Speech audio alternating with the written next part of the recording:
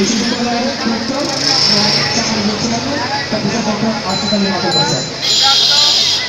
বিসমিল্লাহির রহমানির রহিম। বাংলাদেশ ইসলামী বিশ্ববিদ্যালয় আয়োজিত জঙ্গিবাদ, উগ্রবাদ, চরমপন্থার বিরুদ্ধে আয়োজিত মহাপঞ্চরঙ্গ র্যালির সম্মানিত চেয়ারম্যান, সভাপতি,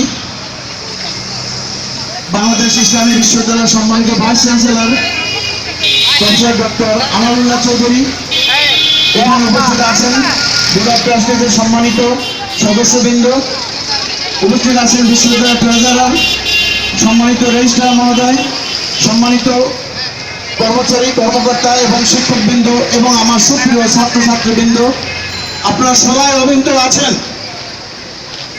বাংলাদেশ ইসলামী বিশ্ববিদ্যালয় এদেশের শিক্ষা জগতের একটি রোল মডেল এবং এই মডেল যে সত্যিকার অর্থে দেশের জন্য প্রয়োজনীয় তার সাথে সাথে প্রমাণিত হয়েছে। সারা দেশের যে বিভিন্ন অবস্থা, সেই অবস্থার প্রেক্ষিতে এই মডেলটি যে দেশের জন্য, এই জাতির জন্য সবচেয়ে উত্তম সেটি প্রমাণিত হয়েছে।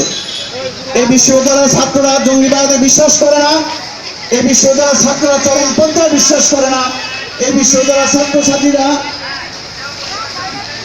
কোনো উগ্রবাদ, চরমপন্থাবাদ, জঙ্গিবাদ সমর্থন করে না, পোষণ করে না।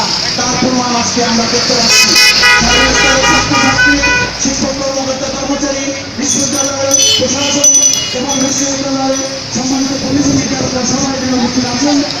এবং আপনারা জানেন এই বিশ্ববিদ্যালয়ে যে সমূহ পড়ানো হয় একমাত্র বিশ্ববিদ্যালয় যেখানে এই নীতি ইসলামের সত্যিকার এটা আগে বিশ্ববিদ্যালয় হয় না।